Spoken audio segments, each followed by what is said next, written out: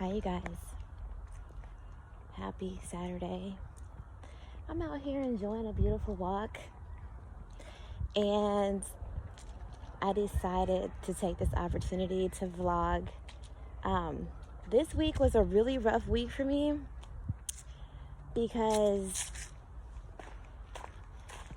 sorry, I'm trying to walk on this path. I had got laid off from my job last week, so it triggered something within my heart to talk about, and that subject is called low self-esteem.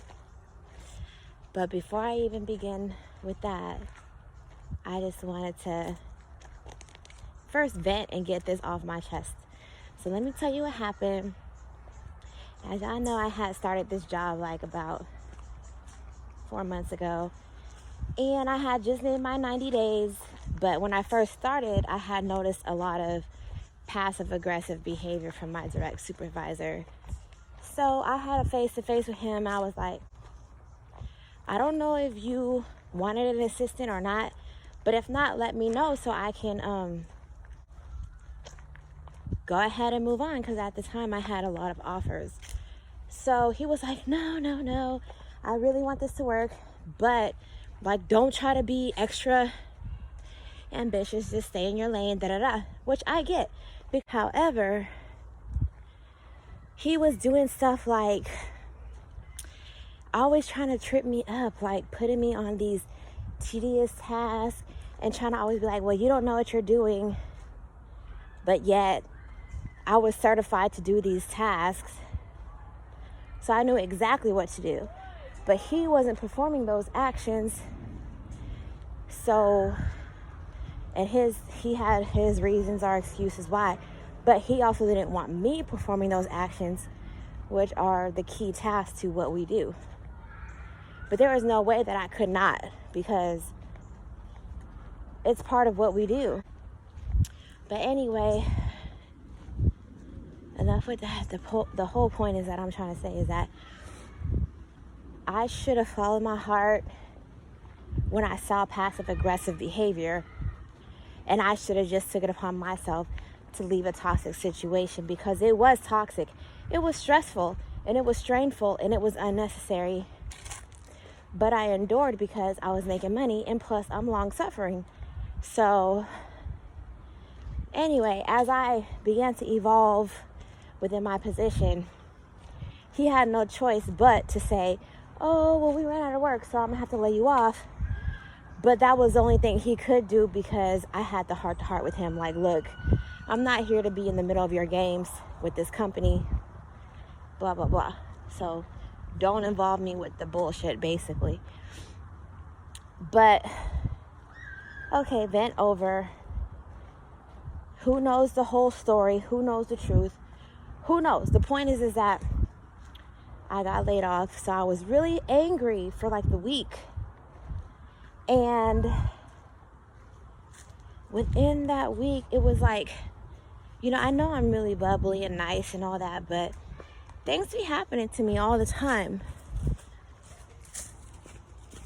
And it makes me very angry, and I have to fight really hard not to have like a black heart or whatever, because sometimes that can happen to me. Like, I could get to where I just get really hopeless and despaired and angry because I'm not nobody's doormat. You know what I'm saying? And you heard that saying, like, nice people always finish last. Well, sometimes I'd be tired of being that nice person. I'd be tired of being that person that always bounces back, that always tries to, like, understand that other person. And sometimes I'd be like, fuck that. And I don't think there's nothing wrong with that at all. So, getting now to the whole point of what I've discovered. It's called low self-esteem.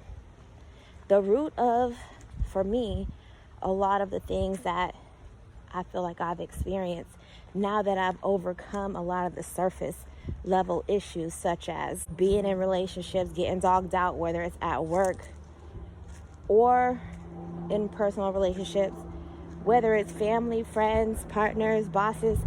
So I had to get past all of that first.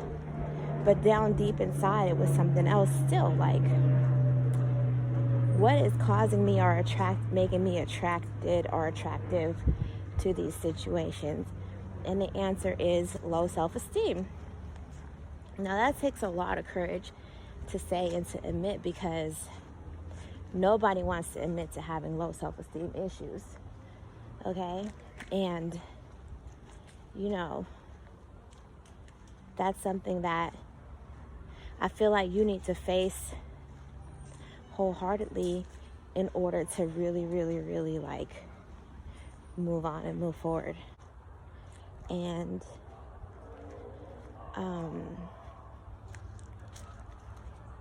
I just feel like when I feel this trigger, I want to know what healthy self-esteem is, because back in the day when I used to perform and be like an entertainer, like an active performer, I used to drink all the time to overcompensate for like my shyness. Or even when I was in relationships, even relationships with my family, trying so hard for approval so I could feel love and acceptance, but that's all manifestations of having low self-esteem,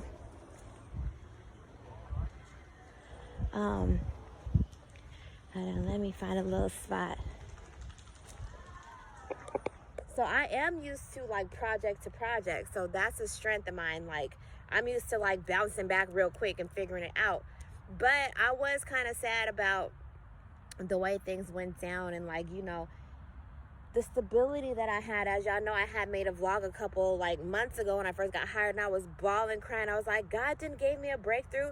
But you know what I feel in my heart? I feel like God's breakthroughs have nothing to do with humans or man's circumstances. My breakthrough is still here. I feel like everything is still happening for a reason, and everything is still on that same path, and I refuse to allow anything to shake my faith and to be discontent with God's path. You know what I'm saying? One of my favorite scriptures, and I'm not religious, because I know y'all might be looking at me like, girl, you be out, but I still am spiritual, you know what I'm saying? So one of my favorite scriptures is, in all thy ways acknowledge him and he shall direct thy path.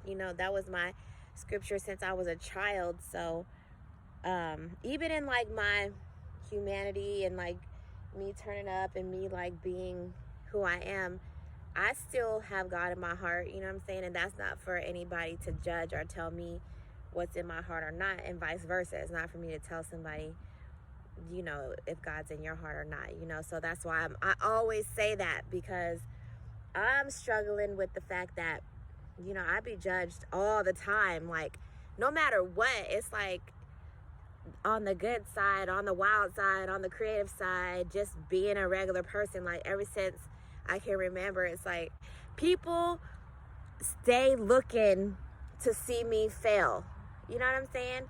So that had caused a lot of insecurity in me. And then I have real timid parents, you know what I'm saying? My mom's real humble and timid.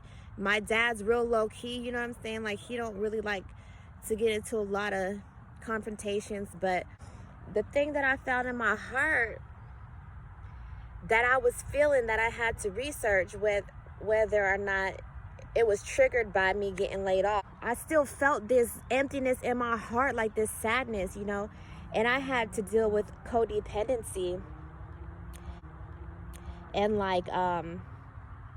a lot of issues, like I said, with people and relationships and boundaries. And I've been through a lot of things. I don't really talk about them a lot, but part of me vlogging is for that. You still, you can't dull your shine, and that's where I'm at. It's not like I was overly doing stuff, but I also am not here to be nobody's doormat, and that's something that I've had to grow into, you know what I'm saying? That's what people who have boundary issues suffer with sometimes, is always playing the low key.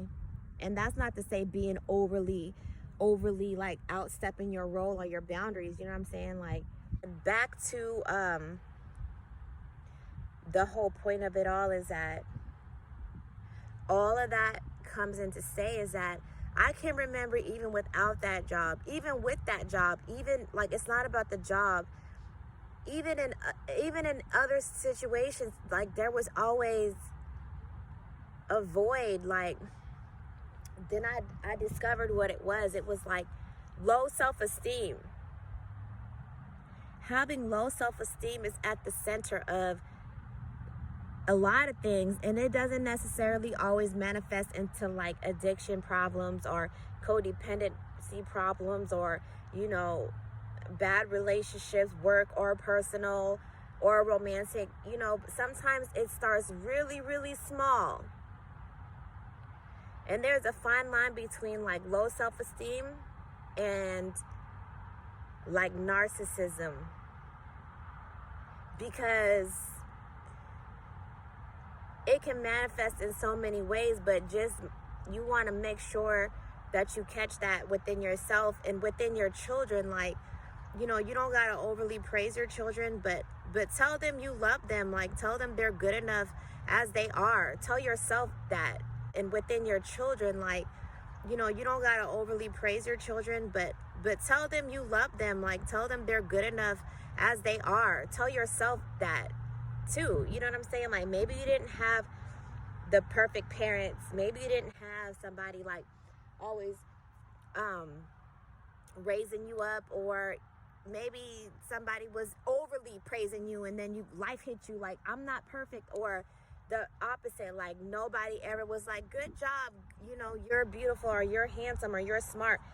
Either way, the point is like, I think within this whole journey of being like a light worker and just living life in light, there's so many things that you have to heal within yourself. And then being somewhat of an empath, you heal that and you feel that within others. But that's the biggest lesson I learned, because life comes and goes, money comes and goes, projects come and go, you know, and Lord willing, you don't ever just be all the way down and out. And I've hit rock bottom a couple times, or for a long time, but within that, I know I never died. So I know God is always going to provide. So just having that comfort. Of course, we want to have things and we want to like strive and be successful. There's nothing wrong with that. But to remember, that's not who we are on the inside. And to have positive self-esteem. And I'm on that journey to find out and discover, what is that? What does that mean? What does that feel like? What does that look like? You know, with me having a background in entertainment, like back then I was so shy and I always had to like put on a mask or a persona, and that works for a lot of people. But that's why I come on here so much, like in the raw, because to me, that's just something that's healthy for me to do, because to me, for me, it's just dangerous to like always be living in a mask. And that's not who I am, you know what I'm saying? So that's why it's important that I definitely show all sides of vulnerability and funness and creativity. Because while external people don't validate me, but you know, having connection with others is very important to me, and relating to others and touching people's hearts and souls and minds, you know, that's important to me. So, you know, I'm still processing and releasing a lot of feelings this week, but I did want to speak on self-esteem, you know what I'm saying? Like, and that's going to be my focus for this next phase, and maybe forever, I don't know. But if anybody wants to share their story and like how they started to identify healthy self-esteem, whether it was from their family, their parents, or themselves, you know, their spirituality, their friends, their mentors, share your current status of like how you're feeling, if you're in need of just venting, because that's what this whole channel is for. Thank y'all. Have a great day. Bye.